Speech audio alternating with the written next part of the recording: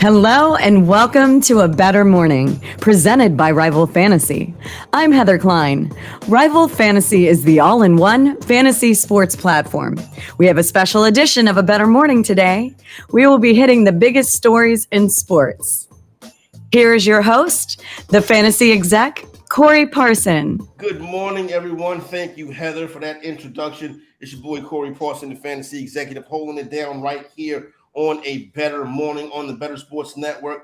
Got a lot to get to coming up on the program today, but first and foremost, it is a big fantasy football draft weekend. Got a little information coming up for you a little bit later on how you can dominate your drafts and win your leagues this year. But coming up on the program, got plenty of preseason football action coming up over the course of the next 3 nights.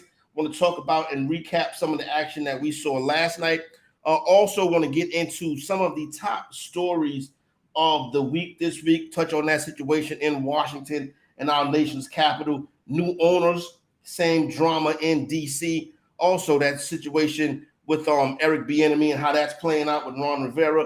But we'll also discuss last night, Shams on his Twitter posted the NBA Christmas Day schedule, getting there and break down some of those games. And then we'll hop in and talk about the news that Rachel Nichols will be one of the part of the members joining Skip Bayless when Undisputed relaunches. So got a lot of stuff to get into, but I want to start off by talking about football games last night. First off, let me say this, right? It was football last night. It's football tonight. You know what I'm saying? It's going to be football on Saturday. I'm going out to the Fantasy Football Expo, which is like a freak meet for fantasy nerds. You know what I'm saying? So I'm going to enjoy myself out there and have a good time. But listen, don't let nobody steal your joy this weekend. Because when you say, oh, I'm going to put a couple dollars on the preseason game, you know what I'm saying? Everybody's going to be like, oh, you're a degenerate. How could you be betting on preseason games? Listen, if they put a line out there, bet on the games. Don't let nobody steal your joy. If you want to degen out this weekend and do fantasy drafts and bet on preseason football, by all means, do it. And we right here at the Bettor Sports Network are here to help you. All right, let's get it rocking. Last night, Houston Texans, New England Patriots in New England. Texans win the game 20-9 over the Patriots. Texans cover the 3-point spread. The total catches to the under. That total was set at 37.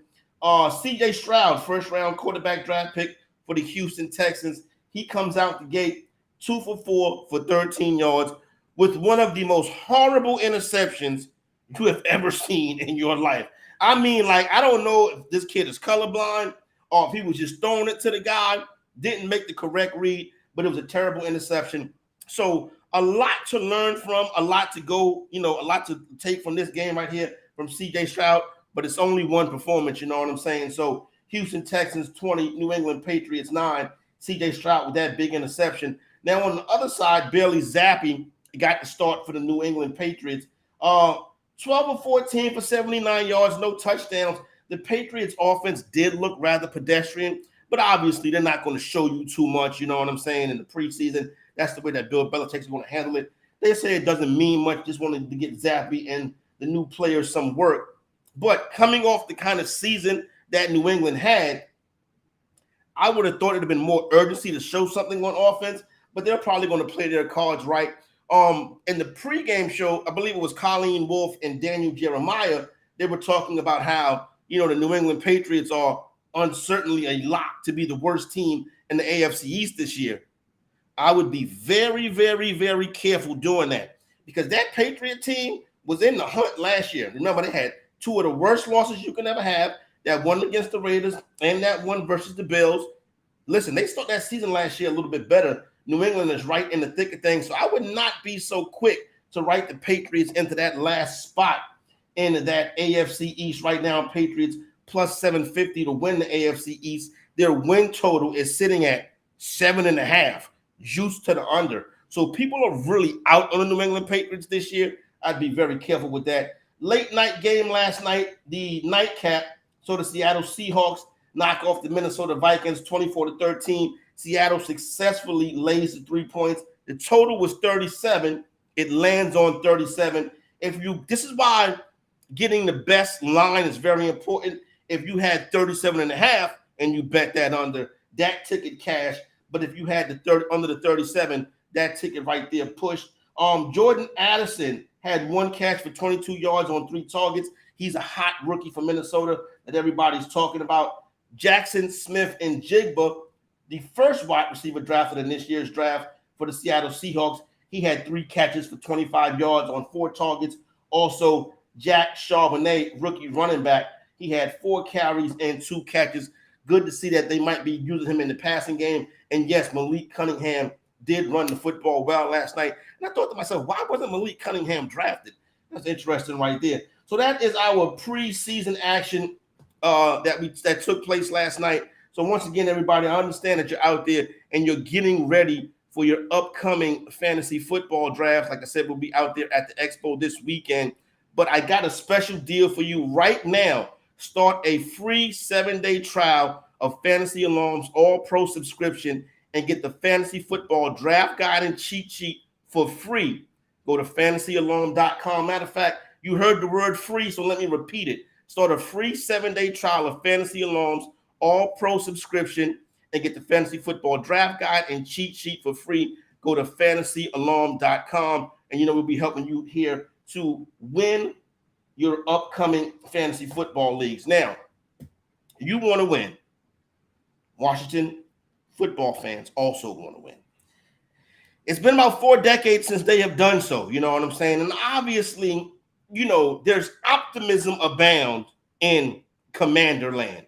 Or maybe I shouldn't call it Commander Land because there's a petition with over 60,000 signatures for the fans wanting to change the name back to Redskins. But right now, the name of the team is the Commanders. Some of the names change every 2 years or so. But the name of the team is the Commanders.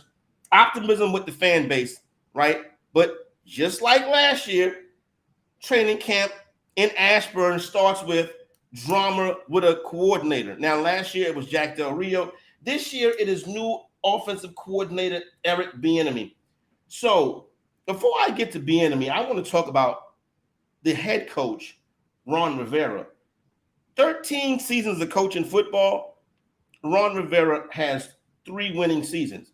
Now, he did take Carolina to a Super Bowl. He is an NFC champion. But, Ron Rivera is really an overrated head coach. There's talks that this will be his last season on the field. Then he'll go up into the booth. They say they got the right guy in charge in D.C. now. I'm not so sure that's the case because last year, the problem was when you're the head coach, if you have a coordinator popping off at the lips, that's kind of on you. It's your job to control not only the players, but the coaching staff as well. Now, this year, players complaining about new offensive coordinator Eric Bieniemy. The players said that Bieniemy was too intense, that the practices was getting a little bit too intense. Now, the players go to the head coach. In this point, the head coach goes to the OC, he goes to the team captains, and they figure it out. Not Ron Rivera. Ron Rivera goes to the media. You know what I'm saying? Because Ron Rivera is about that life. Ron Rivera want to keep the drama going because as long as Ron Rivera can keep the drama going, number one, he's always knows what's happening. And number two, hey, listen, the season don't go right. That offense don't click. Ron Rivera be like, listen, I told you guys. He's the problem right there. So that's the first thing about Ron Rivera. He immediately threw Bieniemy under the bus. But now here's the thing about Bieniemy, and I read this in the Washington Post. People at practice, you can tell how intense Bieniemy is in practice. You can hear him screaming at the players, encouragement as well as criticisms as soon as you get out there. So there is a lot of issues with Eric Bieniemy. Now, we saw Bieniemy and Pat Mahomes get into a little dust-up on the sidelines in Kansas City last year. Apparently, this guy Bieniemy has a slick mouth. He puts the players down. He talks to them in the wrong way. He's like an old-school type disciplinarian. The problem is you ain't no head coach. Now, everybody wants you to be a head coach. That's why, you ever notice the mainstream media this week, the corporate media, they didn't get on Bieniemy. They got on the Washington players instead, calling the Washington players soft. because so many people cap for this guy to be a good coach and to get a job. But my thing was this. A couple seasons ago, somebody said to Bienemy, hey, listen, that college job over there is open. They want to talk to you. I don't want to do that.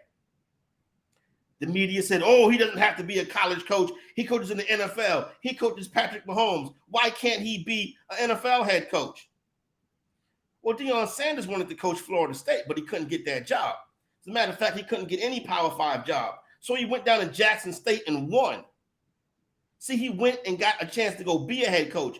Bienemy, if you want to be a head coach, you need to act like a head coach. Not to mention the fact, Shady McCoy, everybody called him a hater when he was saying that he didn't know if Bienemy was head coach material because of the way that he spoke to the players. And a lot of players don't like it. And let me tell you something.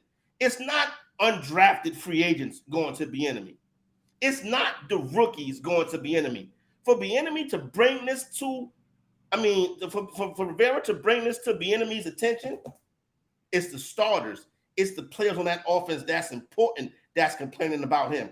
Interesting to see how that situation in D.C. shakes up. Listen, I know that a lot of people are in on them and they want them to do well this season, but I think that Washington is a team that will go over their win total of 7.5. And I do think I would put something on them at about plus 150 to qualify for the playoffs and the NFC. I think they get this thing turned around. So I believe in Washington a little bit.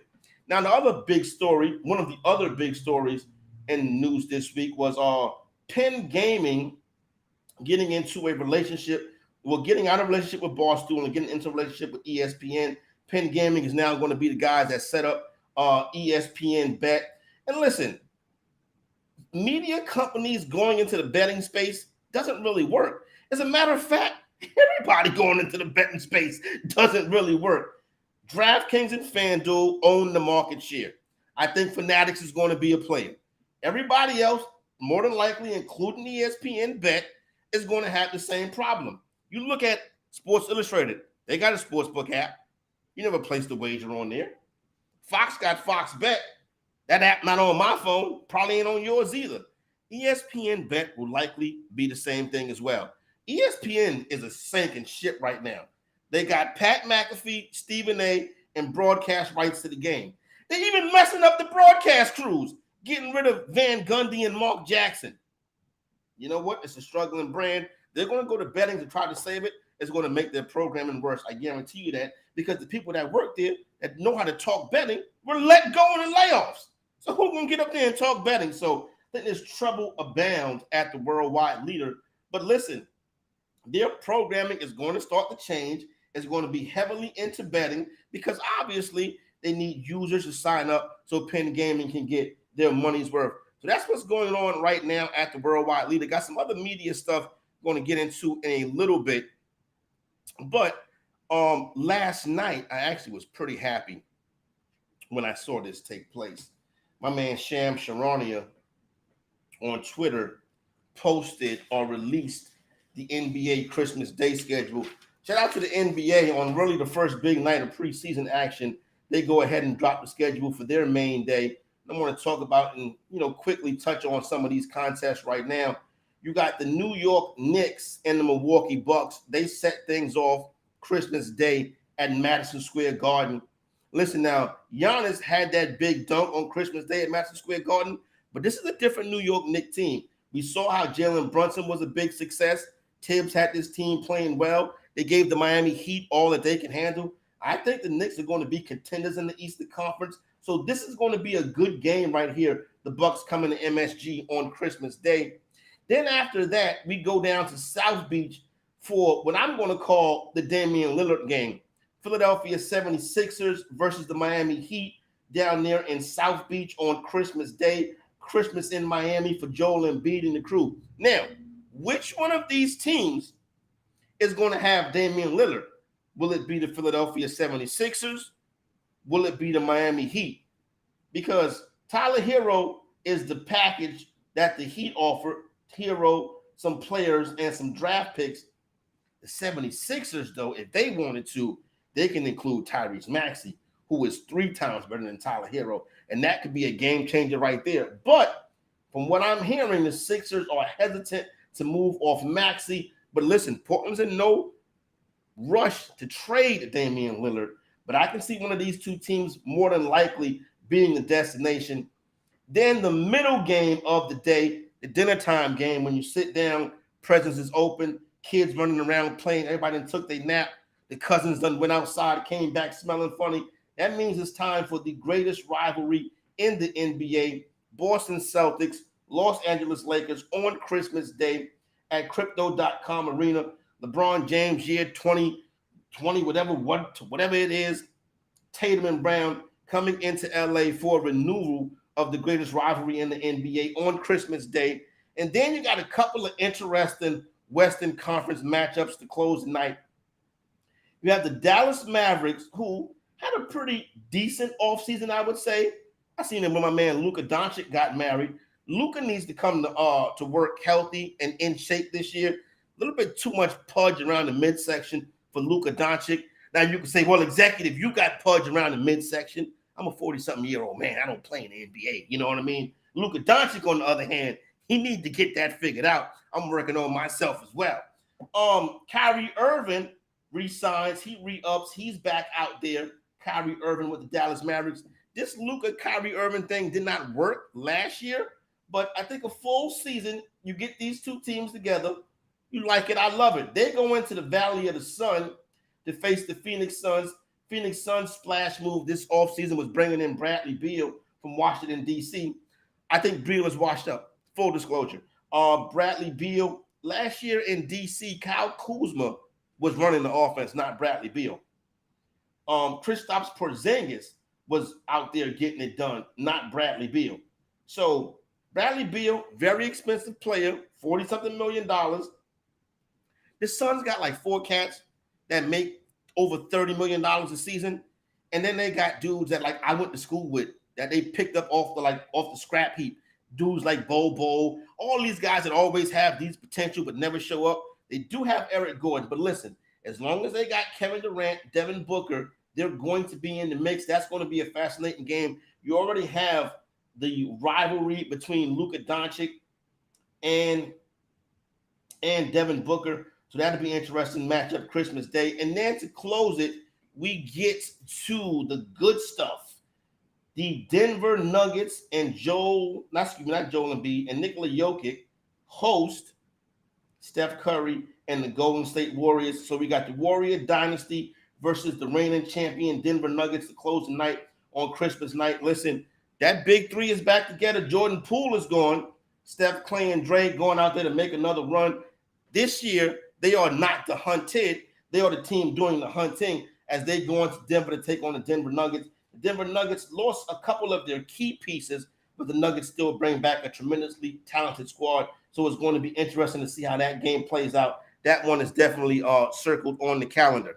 All right, once again, let me remind you, big weekend of fantasy football drafting. So you want to go ahead and sign up for a 7-day free trial of Fantasy Alarm's All-Pro subscription and get the fantasy football draft guide and cheat sheet for free. Go to fantasyalarm.com. Now, in my opinion, there is a team that is missing from Christmas Day in the NBA. And I probably wouldn't have had the Dallas Mavericks here, being that the Dallas Mavericks didn't even make the play-in tournament last year. So I would have eliminated them, but there is no Memphis Grizzlies on this Christmas Day schedule. And you say, well, Ja Morant not playing. Well, Ja Morant will be back by Christmas Day. Game 26 of the NBA season will probably be the first weekend in December, the second week of December. Interesting, no job, but Memphis gets the Christmas Day game last year. Then they come back this year. No Christmas Day game for the Memphis Grizzlies. But they go to Christmas Day matchups.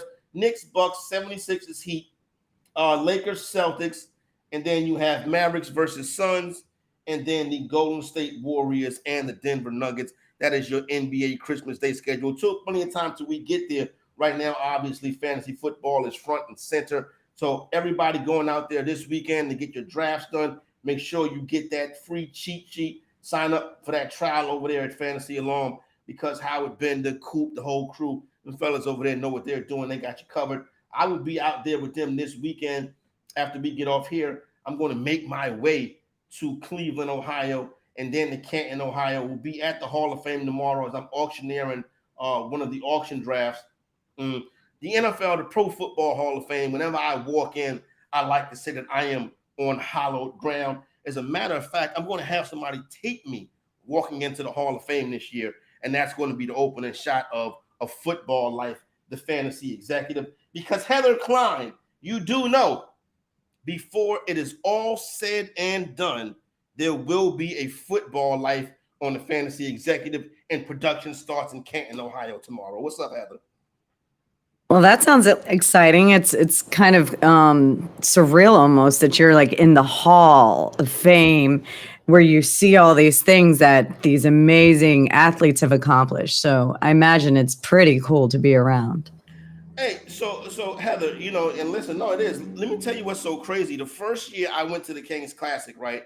I was in the league, right? So when they took the break, I had never really been to the Pro Football Hall of Fame before. So when they took the break, I did a tour of the Hall of Fame. But I guess my tour took too long.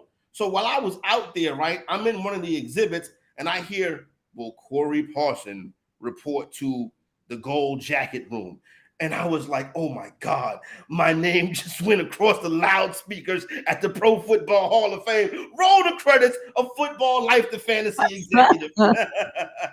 Wow, that's pretty. I mean, was it in the voice of like Hard Knocks or NFL Films or something? No, it did. We didn't have John Facenda, you know what I'm saying? But it Or definitely Lee Schreiber.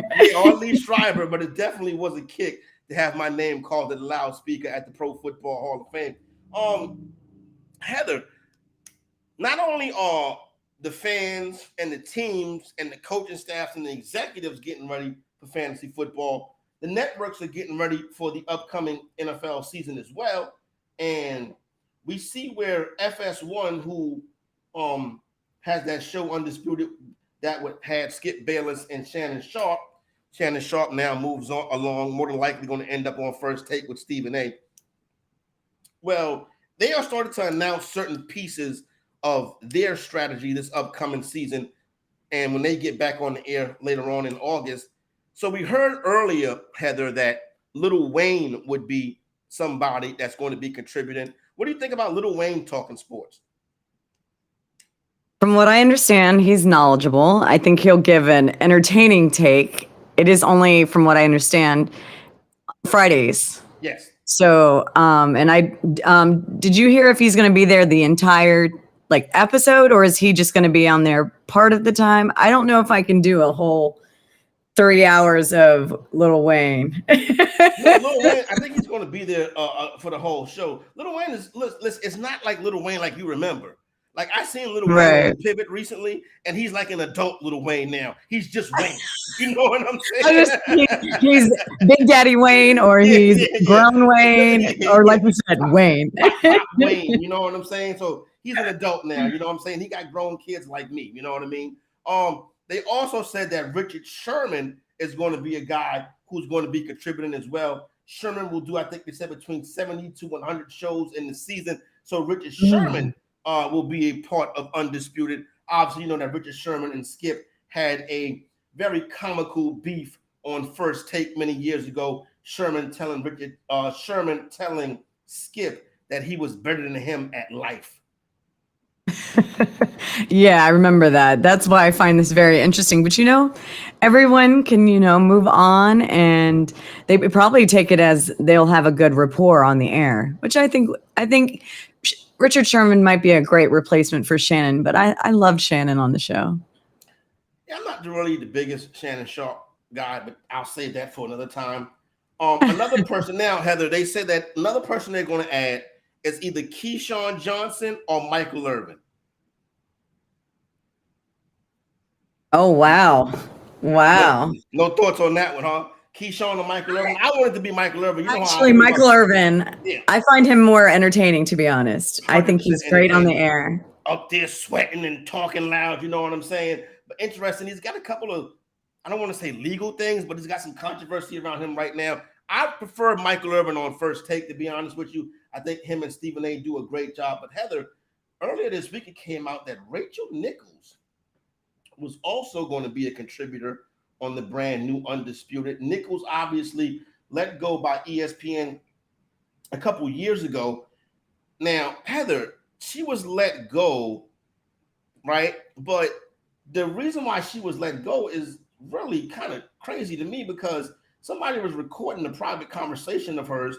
The network had let her know that Maria Taylor was going to be taking her spot on the NBA pregame show. And Maria Taylor used that information as leverage in contract negotiations. And eventually, ESPN, and you know how they do with their public relations, they always want to be on the so-called right side. They let Nichols go. I'm sure they had to pay her out handsomely. Now they did. I'm sure they did. They had a settlement. I'm sure. Was a number ever disclosed? No, but see, Heather, when a number's not disclosed, it's probably pretty heavy. Her yearly salary was between somewhere around 1.2 and 1.5 million a year. Yeah. So that was just her salary. So I can't imagine what they settled for. So I don't think she's hurting for much. But the way that it was handled, she got thrown under the bus. They used her private conversation, and that shouldn't have happened. But that's happened in, presidents. They like to take advantage of anyone, right? So no, you definitely see that happens where, you look at the situation with Donald Sterling, private conversation. That's from an NBA owner. It's much different though. But right here in the media, if I was president of ESPN, I'd have told them, y'all don't have to work together. I'm keeping both of y'all. If you don't like it, so what? You know what I mean? But that's the kind of program director the fantasy executive would be. But listen, good to see that Rachel Nichols be back. I'm a fan of Rachel Nichols. You know what I'm saying? She does stuff for Showtime basketball now. She gets down right there. So listen, everybody, please enjoy your weekend. You got drafts coming up this weekend. The right thing to do is to head on over to Fantasy Alarm. Start that 7-day free trial. Get that all-pro subscription. You get the draft guide and cheat sheet free. Go to fantasyalarm.com. I want to thank everybody for rolling with us this weekend. We'll be back next week for another week of the Better Morning. For my bestie, Heather Klein, it's Corey Parson, the Fantasy Executive. Enjoy your weekend. We are out. Heather, take us home. All right, that was today's edition of A Bettor Morning. Make sure you check out Fantasy Football Game Show presented by Front Yard Fantasy, with Simon, JL, and Joey. And if you missed any of our shows, you can find them all on our YouTube channel and at bettersports.com. Corey, great show. Great to be a part of it. Have a better weekend.